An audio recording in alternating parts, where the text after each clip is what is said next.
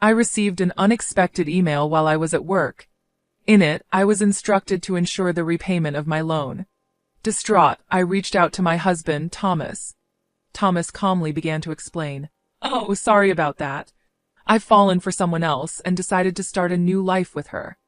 Furthermore, he revealed his plan to take the luxury car recently purchased in my name with a loan. Despite my attempts to dissuade him, my husband ignored me, abruptly ended the call, and became unreachable. In the end, Thomas disappeared with his mistress, leaving behind a substantial debt. As a mother to our 12-year-old son, I never envisioned such an unfair situation. I found myself at a loss, unsure of what to do, my mind going blank. At 35 years old, my name is Barbara, and my husband, Thomas, is the same age. We were a family of 3, including our intelligent 12-year-old son, Peter. Peter had displayed remarkable intelligence from a young age, reading papers on the computer and seeking my opinion on complex topics. In contrast, Thomas was unstable, never holding down a steady job. Despite my full-time job and concerns about our future, Thomas had recently maintained a stable income for 3 years. Lately, Thomas spoke of making memories as a family, leading us to decide on buying a $35,000 camper van. However, due to Thomas's inability to pass the finance company's loan review, I ended up taking the loan for the car. On the eagerly awaited delivery day of the camper van, I received an abrupt email from Thomas stating he would graciously take the delivered van since the loan was in my name and I would handle the repayments. Confused, I called my husband immediately, only to hear him confess, "Well, I've fallen in love with another woman and decided to date her. I intended it to be just a fling, but it turned serious, so I'm thinking of starting over my life with her. Bye." He mentioned the divorce papers we had discussed during a previous fight, declared he would file them, and unilaterally ended the call. This exchange marked the first time I realized I had been betrayed by Thomas, a shocking blow. Subsequent attempts to contact him yielded no response. When I returned home from work and checked the drawer where the divorce papers should have been, they were already gone, leaving me burdened with a significant debt from a $35,000 car loan. Despite my repeated attempts to reach out to my husband through emails and calls, I never received a reply. Peter, noticing my unusual behavior, came to check on me with concern after dinner. "Mom, what's wrong? You haven't been eating much lately. Are you okay?" Yeah, maybe I'm just tired," I replied. When people lie, they look up to the right. Lying is bad. I've noticed Dad hasn't been home for 3 days. Did something happen between you two? Startled by Peter's sharp words, I took a deep breath to calm myself. Feeling that I could no longer hide the truth, I decided to tell Peter everything. "I see. It's just like Dad to do something like that. Aren't you sad?" I kind of understood from how things were going. Peter, seemingly foreseeing the future, appeared unconcerned about our parents' divorce. However, I knew he must feel sad about it in his heart. Silently apologizing to Peter in my mind, I worked desperately, trying not to think about the dreadful events. However, my body was honest, and gradually my health deteriorated. There was a training session planned at work that day, but I couldn't stand up and ended up squatting down. "Sorry, I can't stand up right now. I need to take a break," I said. I heard my colleagues' voices full of concern, but I couldn't respond and collapsed. When I regained consciousness, I found myself in a hospital room. I received a diagnosis from the doctor that I needed detailed examinations, and I was admitted to the hospital. Hannah thought, I feel so pathetic. It's supposed to be just emotional stress. Looking at the 4 drip in my arm and the white ceiling of the hospital room, tears naturally started to flow. At that moment, Peter, who is usually calm, rushed into the room with an extremely worried look, prompting me to quickly wipe away my tears. "Mom, what happened? Is it serious? You're not going to die, right?" Peter asked, rushing into the room. "Of course not. I wouldn't leave my dear son alone," I reassured him. That's good. Really, I was called by the school teacher and told that you were taken to the hospital." "I was so shocked my heart nearly stopped," Peter said. "He is usually mature for his age, but he's still only 12. I felt a strong resolve to get better for his sake, but my condition was worse than I thought. I was diagnosed with a serious illness. The doctor advised, "You should have surgery as soon as possible. Please make a decision quickly." Following the doctor's advice, I underwent surgery, and by the time I was discharged, it had been a month since Thomas had left. When I returned home and opened the mailbox, I found a demand letter for the car loan payment. Barbara thought the repayment should have been automatically deducted from my account. In panic, I checked the account balance with my cash card.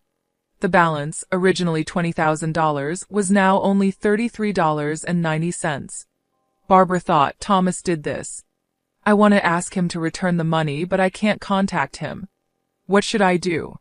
Since I don't have the camper van, I can't sell it. After Thomas left, everything seemed to be going in a bad direction, and my mood sank deeper. Seeing me saddened by my series of misfortunes, Peter put his hand on my forehead. You look pale. Are you feeling sick again? You don't seem to have a fever, though, he said. I'm fine physically, but you see, your father not only took the car, but also all the money we had saved. I can't work due to my physical condition, and now we have no money. I'm at a loss, I explained. I see.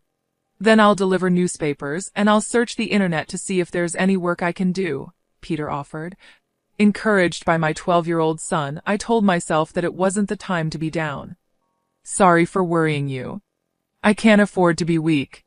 I'll change my mindset and try to do whatever I can, I said, smiling at him. Peter also smiled back and then said something unexpected. Let's plan how to get the car back from Dad. How can we do that? The camper van is in your name, right? Yes, but what about it? Then maybe we can. Peter suggested an idea that I couldn't even imagine.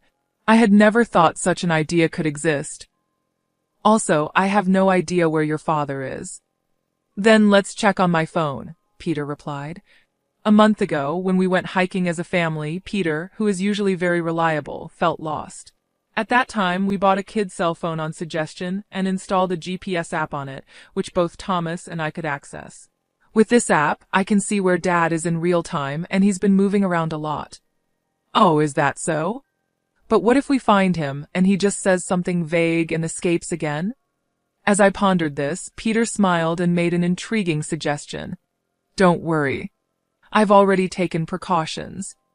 What did you just say? To my astonishment, Peter had acted independently while I was in the hospital, achieving something unbelievable. I can't believe such a smart child came from me, I thought, simply amazed. He had even caught wind of Thomas's mistress.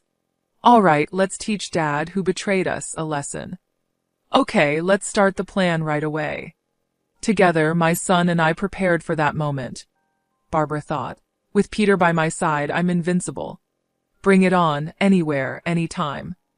3 days later, my phone rang. Ah, it's me. Please, I need your help. Oh, who might this be? Don't play dumb.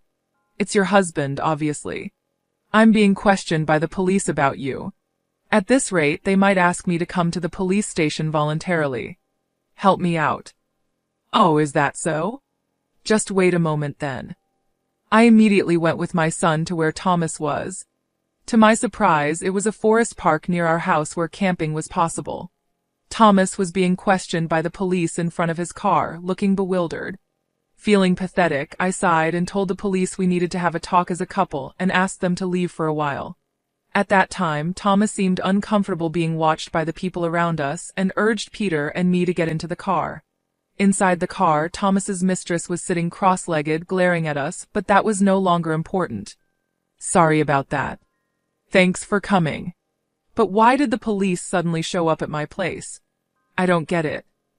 That's because I filed a report about the missing camper van. What? Why would you do that? It's obvious, isn't it? My car was stolen. Thomas, foolishly thinking that actions between spouses can't be criminal, was saying nonsensical things. But the world isn't that naive, you know. You filed for divorce, remember? Forgot? So we are strangers now, and driving a stranger's car without permission is a crime. Peter figured all this out. Peter figured it out, typical. Sharp as ever, that kid. But I didn't steal the car, I just borrowed it for a bit. Oh, is that so? Well, I'd like to use my car now, so could you return it? That would be really helpful. As I reached out my hand asking Thomas to return the keys, he reluctantly handed them over. After confirming it was returned, Peter quietly started talking. Hey, why did you abandon your family and choose to play around with this woman? Caught off guard by his son's unexpected question, Thomas was flustered and awkwardly scratched his head. Seeing this, Thomas's mistress chuckled smugly and started talking. It's because I'm more attractive than your mother. Look at me, you can see it, right? He fell head over heels for me and decided to leave his family. Quiet. I didn't ask you, old lady. Dad, you answer. Martha was silenced by Peter's stern tone, but Thomas remained quiet. If you can't explain, that's fine. I'll just have the police come back and arrest you. Wait, hold on. Okay, I'll talk. Martha, it turns out, joined Thomas's company 3 months ago. They were attracted to each other and became involved at the welcome party for new employees. Later, it was discovered that Martha was pregnant, and Thomas decided to start a new life with her, leaving us behind. How do you know all this? Why did you take the camper van? I quit my job and thought about selling the car for money, but it seems like you were using it quite a bit, weren't you? I thought it was a waste to sell it right away, so we decided to go on a trip. Wait, how do you know all this? Remember when Peter got lost? After that, as a precaution, we bought him a kid's cell phone and installed the GPS app. Did you forget we installed it on your phone too? So I knew where you were all this time. By the way, I later found out from Peter that he had pretended to get lost during our family hike because he wanted a cell phone. I was amazed at Peter's ability to think and act so strategically. I suspected something was off with Dad, so I came up with this plan to monitor his actions. You really are a terrifying child. I will never become an adult like you, Dad, who betrays important people without a second thought. Thomas, faced with the hard truth Peter told, was a pitiful adult unable to offer any rebuttal. In contrast, seeing Peter, only 12 but able to think and speak his mind firmly, gave me a sense of strength. As a mother, I felt I couldn't lose, especially in settling things properly. Also, return the $20,000 you withdrew from my account right now. That was our joint property as a couple. I don't have to return it. No, it's not. The money was what I saved little by little since I was single.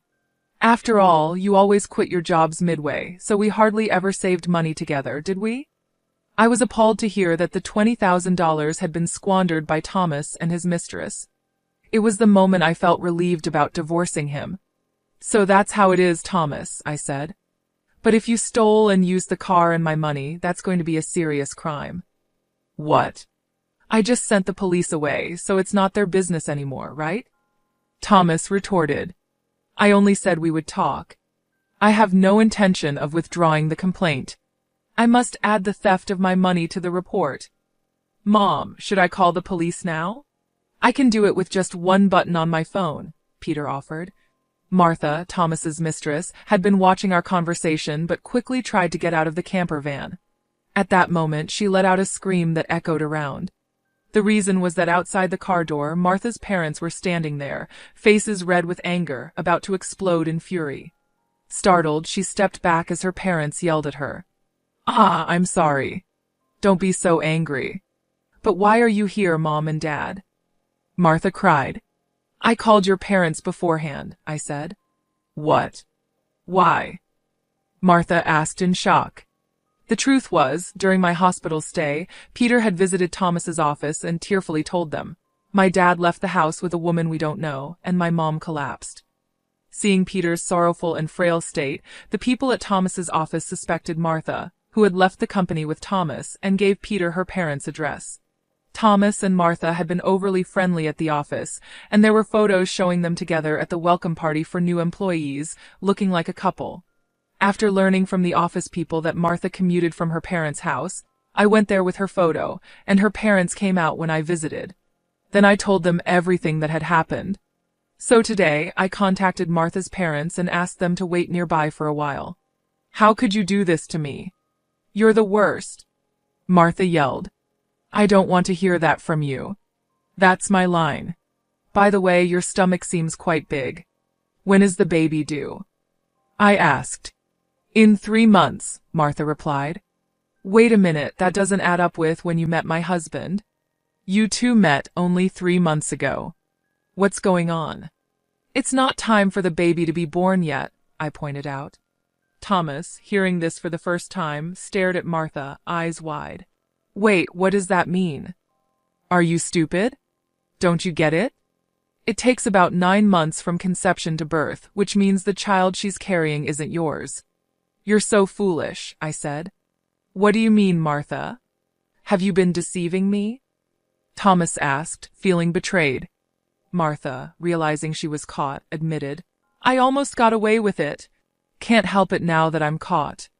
You're so naive you can't see through lies at all. Really a fool. Don't mock me. My whole life is ruined because of you. What were you thinking? Thomas shouted. Thomas and Martha started an ugly argument, but nobody intervened, letting them have it out. Meanwhile, we contacted the police again to explain the situation. As it began to get dark, the forest park was brightly lit by the red lights of the police cars. No, really, I was wrong. I'm sorry. Truly, I was wrong. I'll work hard and never cheat again, so please just don't arrest me, Thomas pleaded. Dad, people don't change that easily, especially lazy people like you, Peter responded. Exactly. Peter's right. I can't trust you at all. Reflect on your actions and pay for your crimes at the police station, I added. If I get arrested, I won't be able to pay back the money. Is that okay with you? Thomas asked desperately. I don't mind. Pay me back after you've atoned for your sins. Take your time, don't worry. I've already found you a place to work. Let's see, there's Peter's child support plus the $20,000 you stole from me. I'm not sure how much it will all add up to, but you'll work and pay it all back. I had one last thing to say to Martha, the mistress. You might think you're just an onlooker, but don't forget you're an accomplice to Thomas's theft. Be prepared for that. When I told them that Martha would have to pay if Thomas couldn't return the stolen money, she shivered in fear. Martha asked her parents for help, but they refused, saying, We disown a daughter who causes trouble for others. Thus, Thomas and Martha were taken away in a police car together. Thanks to Peter's smart strategy, we were able to punish Thomas and his mistress Martha. Though they were released from detention soon after, they faced a hefty payment to me through a lawyer. I claimed $20,000 in damages. Additionally, I made Thomas agree to pay $500 a month in child support for Peter. I introduced Thomas to a subcontracting factory of the company I work for. The support and other charges I claimed from Thomas would be deducted from his salary and paid into my account. I also sold the camper van and was freed from the auto loan. Since then, my health has improved remarkably, and I am now energetic and committed to my job. Peter has been actively helping with household chores and errands. I want to keep moving forward strongly.